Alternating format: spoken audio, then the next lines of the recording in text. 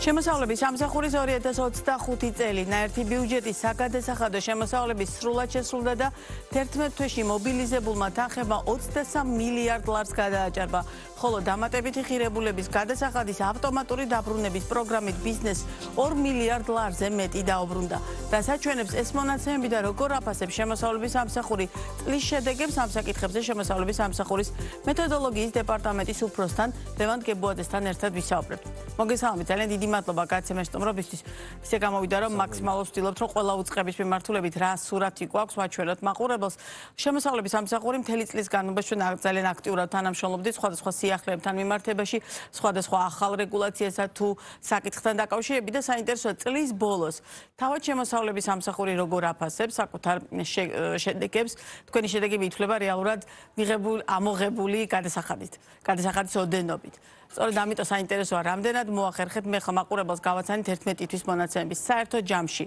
რა ტენდენცია ჩანს 12 თვის მონაცემებით გადავაჭარბებთ დაგეგმილ საგადასახადო შემოსავლებს? მოგესალმებით კიდევ ერთხელ. სწორედ ბრძანეთ, რომ პირველ რიგში ჩვენი ეფექტიანობა განისაზღვრება მობილიზებული გადასახადებით. ფისკალურ ნაწილში მინდა გითხრათ, რომ შესრულებული არის უკვე გუშინდელი დღის მდგომარეობით და უკვე დღევანდელი და ხვალინდელი დღე გადაჭარბებით შესრულება გვექნება ფისკალურ ნაწილში და ამ მხრივ ჩვენ ვთვლით, რომ პოზიტიური წელი ჰქონდა როგორც გადასახადის განამხილებს საგადასახადო საბაჟო მიმართულებით, ასევე ქვეყანას ფისკალური მაჩვენებლების მობილიზების კუთხით. სწორად აღნიშნეთ ასევე, რომ იყო უპრეცედენტოდ დიდი მაჩვენებელი ზედმეტად გადახდელი დამატებული ღირებულების გადასახადი დაბრუნებული გადამხდელებისათვის 2 მილიარდ 650 მილიონს გადააჭარბა გუშინდელი დღის ჩათვლით და დღეს და ხვალ კიდე ეს ციფრი გაიზრდება. მაშინ, როდესაც გასულ წელს 2 მილიარდ 480 მილიონი ლარი შეადგენდა. ანუ ამ ხრივაც არის ძალიან დიდი მხარდაჭერა ბიზნესისათვის, რომ მათ ავტომატურ რეჟიმში მოგეხსენებათ ერთი დღის ვადაში უბრუნდებათ ზედმეტად გადახდელი თანხები ყოველგვარი ბიუროკრატიული პროცესების გარეშე. გქონდათ საშუალება შეხვედროთ ბიზნესს, როგორი იყო 2025 წელი თქვენი და მათი თანამშრომლობის კუთხით, რა ძირითად საკითხებს გამოყოფდით, რომელთა გადაჭრაც ერთობლივად მოახერხეთ და მე აუცილებლად მინდა ვისაუბროთ იმაზეც, რა ძირითადი თემებია, რომლის ირგვლივაც ბიზნესისთვის ერთგვარად მხარდამჭერი იყავით. კი ბატონო, ჩვენ შემაჯამებელი შეხვედრა 2025 წლის ჰქონდა ბიზნესთან, დაინტერესებულ მხარეებთან, ჩვენ პარტნიორებთან, რომელსაც ესწრებოდნენ ასევე პარლამენტის წევრები, ფინანსთა მინისტრი უძღვებოდა შეხვედრას, შემოსავლების სამსახურის უფროსი და შევაჯამეთ მნიშვნელოვანი საგადასახადო და საბაჟო მიმართულებები. გამოყოფდი საგადასახადო მიმართულებებში ისეთ საკითხებს, როგორც არის მაგალითად მცირე ბიზნესისათვის ავტომატური დეკლარირების პროცესის დანერგვა, რომელიც იანვარში დაინერგა და აღნიშნული პროცესის განვითარება გრძელდება და მომავალშიც გაგრძელდება არა მარტო მცირე ბიზნესისათვის, არამედ სხვა გადასახადებსაც შევეხებით. საგადასახადო დოკუმენტი იქნა 2025 წელს არადღეგეს გადასახადის განამხდელებისათვის იმპლემენტირებული, რომელსაც გამოწერენ მომსახურებაზე. მოგეხსენება დეგეს განამხდელებს აქვს საშუალება ანგარიში ფაქტურის გამოწერის, ხოლო არადღეგეს განამხდელებს მხოლოდ სასაქონლო ზენადებები ჰქონდა და დაემატა ასევე საგადასახადო დოკუმენტი, რომლითაც მარტივად შეუძლიან განხორციელებულ ოპერაციაზე მომსახურებაზე შეადგინონ ეს დოკუმენტი. გამოყოფდი ასევე ისეთ საბაჟო მიმართულებას, რომელიც არის ახალი კომპიუტერიზებული სატრანზიტო სისტემა NCTS, რომელსაც უწოდებთ, რომელსაც ჩვენ შევუერთდით და ამოქმედა 2025 წლის თებერვლის თვლიდან და უკვე დღის მდგომარეობით 46,000-ზე მეტი დეკლარაცია არის ამ სისტემაში დარეგისტრირებული. ასევე ისეთ საკითხებს გამოყოფდი, როგორც მაგალითად ტექნიკური საკითხია შეიძლება გადამხდელებისათვის, მაგრამ ავანსის ანგარიში ფაქტურის გამოწერის ახალი წესი დავნერგეთ, რომელიც ძალიან დიდ პრობლემას წარმოადგენდა გადამხდელებისათვის და დღის მდგომარეობით ჩვენ გვაქვს ის სტატუსი, რომ გადამხდელები წერენ ერთმანეთში დოკუმენტებს და მეორე მხარე რატომღაც არ ადასტურებს დოკუმენტს.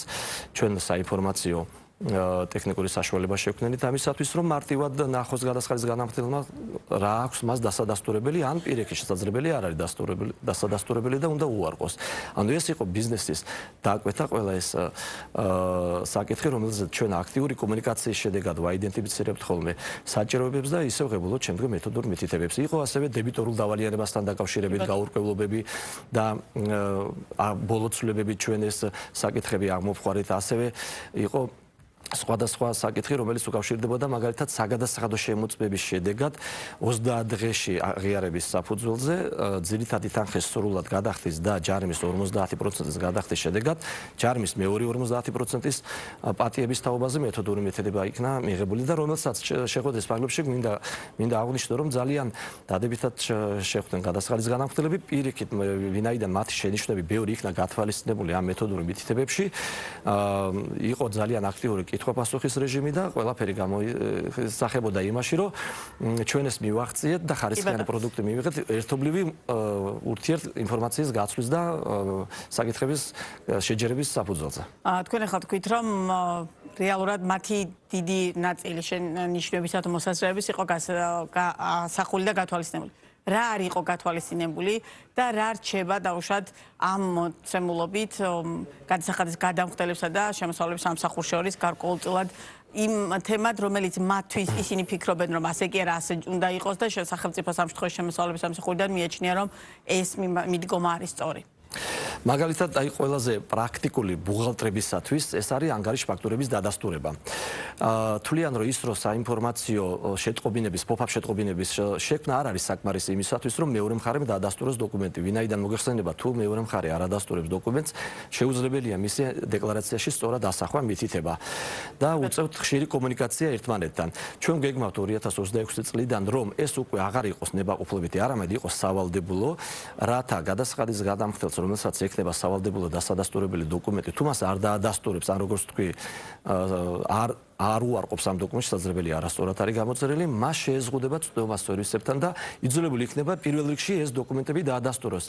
რათა უკვე მეორე მხარეს სწორად ჰქონდეს საშუალება და დროულად გადასახადის დეკლარირების მოგეხსენებათ ავანსი, ინაშტება, საბოლოო ეგრეთ წოდებული ანგარიშ ფაქტურები და ეს არის ძალიან პრაქტიკული ხშირი შემთხვევა. იყო ასე მოთხოვნები იმისათვის, რომ მაგალითად დებიტორულ დავალიანებაში მიუხედავად იმისა, რომ მეთოდურ მითითებაში ჩვენ კარგად აღვნიშნეთ, რომ ეს ეხება არარეზიდენტების ოპერაციას, როდესაც ოპერაცია არის არარეზიდენტთა მიმართებაში, მაგრამ უფრო მკვეთრი ყოფილიყო ისეთი საკითხები, სადაც მაგალითად მხოლოდ 12 თვეს არ მოიცავს ოპერაცია, არამედ უფრო დეტალები ყოფილიყო გაშლილი, რომელზეც ჩვენ ვაცხადებთ თანხმობას, რომ უფრო ჩავშლით ამ დოკუმენტს, მიუხედავად იმისა, რომ დღევანდელი რედაქცია რაც არის შექმნილი, რა თქმა უნდა, ბევრად გაუმჯობესებულია და პირიქით ბიზნესიც მიესალმებოდა. მე აუცილებლად მინდა კითხოთ ელექტრონულ პორტალის ნაწილზე, იმიტომ რომ ეს ერთ-ერთი ყველაზე კარგი საშუალებაა და ჩემი გადმოსახედი და გაუმჯობესებული იმისა, რომ ბიზნესს რაც შეიძლება სწრაფად ეკონტაქტოთ და ბიზნესმა რაც შეიძლება დაუშვათ დროულად მოიტანოს თავისი სათქმელი თქვენამდე.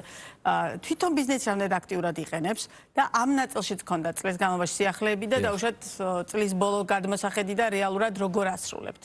კი ბატონო, მოგახსენებთ, რომ ჩვენი გადასახადის განმხდელები ელექტრონული სერვისებით აქტიურად სარგებლობენ დაწყებული დეკლარირებით, ჩვენ გვაქვს თითქმის 100%-იანი დეკლარირება ელექტრონული ფორმატით.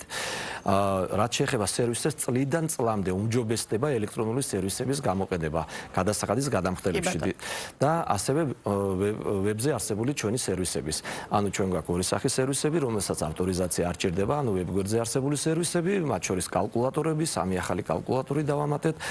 ასევე ის სერვისები, რომლებიც ავტორიზაცია სჭირდება, რომელსაც და გადასახადის განამხნელი მოგმართავს ამა თუ იმ სერვისის მიღების მიზნით. მოგეხსენება, ჩვენ გვაქვს 450-ზე მეტი 500-მდე სერვისი, რომელსაც შეუძლია ელექტრონულად, რა თქმა უნდა, მიიღონ ელექტრონულად და ამ მიმართულებით ჩვენ რა თქმა უნდა მომავალშიც გავაგრძელებთ მუშაობას და მათ შორის რაც თავარია, რომ პასუხების გაცემა მათზე დღის მდგომარეობით 40% გვაქვს ავტო პლუს რეჟიმი, ეს ნიშნავს იმას, რომ გადამხდელი რო აინიცირებს განცხადებას, მასზე პასუხი მოსდის წუთებში მაქსიმუმ 2 წუთში ავტომატურად ადამიანური რესურსების ჩართულობის გარეშე და ჩვენ ამ მიმართულებას მომავალშიც გავაგრძელებთ. აქეთ ძალიან მნიშვნელოვანი დეტალია. ის რომ დაუშვათ ამ მოცულობით პასუხს ავტომატურად იღებს და არ არის კონკრეტულად ადამიანი ჩართული.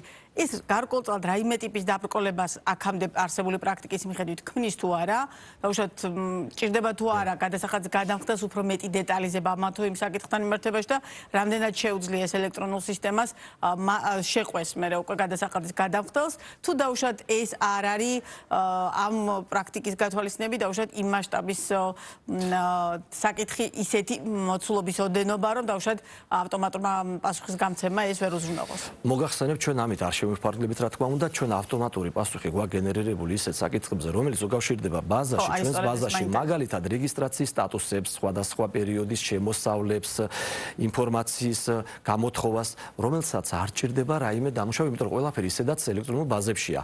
სისტემა ხედავს მოთხოვნას, აგენერირებს პასუხს არსებული რეგისტრაციის ბაზის მონაცემებზე და უგზავნის გადასახადის გადამხდელებს. რაც შეეხება კომუნიკაციას, აქ არ არის საუბარი ისეთ კომუნიკაციაზე, რომ ავტოპლუს რეჟიმში გავცემთ ყველაფერზე, ხომ? როგორც თქვი, დღეს მდგომარეობით 40%-ს არ აჭარბებს და ამ მიმართულებით ჩვენ გავსდით. ჩვენ ძალისხმევას, რომ ავტომატურად მოკლე ვადაში მიიღონ მსგავსი სახის ინფორმაციები, რომელსაც არ ჭირდება დაფიქრება. ჩვენ არ საუბრობთ და განმარტებებზე. განმარტებები მოგეხსენებათ არის როგორც მატერიალური ფორმის, ასევე სატელეფონო ცენტრის მეშვეობით შეუძლიათ მიიღონ, ასევე ისარგებლონ ონლაინ ჩატის მეშვეობით და კომუნიკაციაში უკვე კითხვა-პასუხების რეჟიმი გრძელდება იმ ხანს, რამდენსაც სანამ გადამხდელი მისთვის ამომწურავ პასუხს არ მიიღებს. ანუ ავტოპლუსი ვახსენებ მხოლოდ იმ ნაწილში განცხადებების, სადაც სისტემიდან არის წამოსაღები რაღაც მონაცემები, იქნება ეს რეგისტრაციის მონაცემები თუ შემოსავლებზე ინფორმაცია თავის თავზე, რა თქმა უნდა. კი ბატონო, თვითონ ურთიერთობის გათვალისწინებით, რაცაც აჩვენებს 2025 წელი, ბიზნესს ქონდა თუ აქვს თუ არა კიდევ რაღაც დამატებითი კითხვა, რომელთან მიმართებაშიც მოგიწევთ მუშაობა და ურთიერთსაქმიანობა ამ ნაწილში. რა თქმა უნდა, არაერთი მიმართულება იქნა დაყენებული, რომელზეც ამ შეხვედრიდან გამომდინარე იქნა დაყენებული, რომელზეც ჩვენ რა თქმა უნდა დავპირდით, რომ დავამუშავებთ და დაუბრუნდებით უკვე შესაბამისი პასუხებით, გვექნება კომუნიკაცია. ჩვენ აღნიშნული ფორმატი გვაქვს, ასევე შეხვედრების სივრცე გვაქვს ჩვენს ვებგვერდზე, სადაც ნებისმიერ საკითხთან დაკავშირებით თუ ბიზნესს აინტერესებს გნებავთ ონლაინ შეხვედრა, შეგვიძლია დაგვიკვეთონ შეხვედრა, ჩვენ ამ შეხვედრას დავაორგანიზებთ და უკვე დისტანციურად წარიმართება ეს შეხვედრები, ასევე ხდება წინასწარი რეგისტრაციებიც საკითხების, უკვე შემდგომ განთავსდება მასალა, საპრეზენტაციო მასალა, რომელსაც ვაცნობთ ხოლმე გადასახადის განამხდელებს, მათ აქვთ ამის საშუალება, რომ იხილონ უკვე ჩატარებულ თემებთან და შეხვედრებთან დაკავშირებით გარკვეული მასალები, ესე რომ ეს ფორმატი არის ძალიან ღია, ჩვენ ძალიან დიდ მნიშვნელობას ვანიჭებთ კომუნიკაციას ბიზნესთან, რომ სწორად გავიგოთ მათი სატკივარი, ესე ვთქვა და მასზე სწორი რეაგირება განვახორციელეთ. ჩვენ 2025 წელს 11 ონლაინ შეხვედრა ჩავატარეთ, 2700 განამხდელი ესწრებოდა ამ შეხვედრას და ძალიან აქტიურ რეჟიმში ვაპირებთ ამ პროცესის გაგრძელებას ბიზნესთან. კი ბატონო, ძალიან დიდი მადლობა სტუმრობისთვის, მთელი წლის განმავლობაში აქტიური თანამშრომლობისთვის და მე იმედი მაქვს, რომ ჩვენი ეს აქტიური თანამშრომლობა გაგრძელდება 2026 წელსაც და განახდელებს ყველა იმ ინფორმაციას მივაწვდით, რომელიც თქვენი საშუალებით, რომელიც ამა თუ იმ მიმართულებით ახალი რეგულაცია იქნება თუ საჭირო იმ კონკრეტული რაღაც პერიოდისთვის გადახდის ნაწილში აუცილებელი ინფორმაცია, ბიზნეს პარტნიორი აქტიურად ითანამშრომლებს კლავაც თქვენთან. ძალიან დიდი მადლობა. დიდი მადლობა მოწვევისთვის.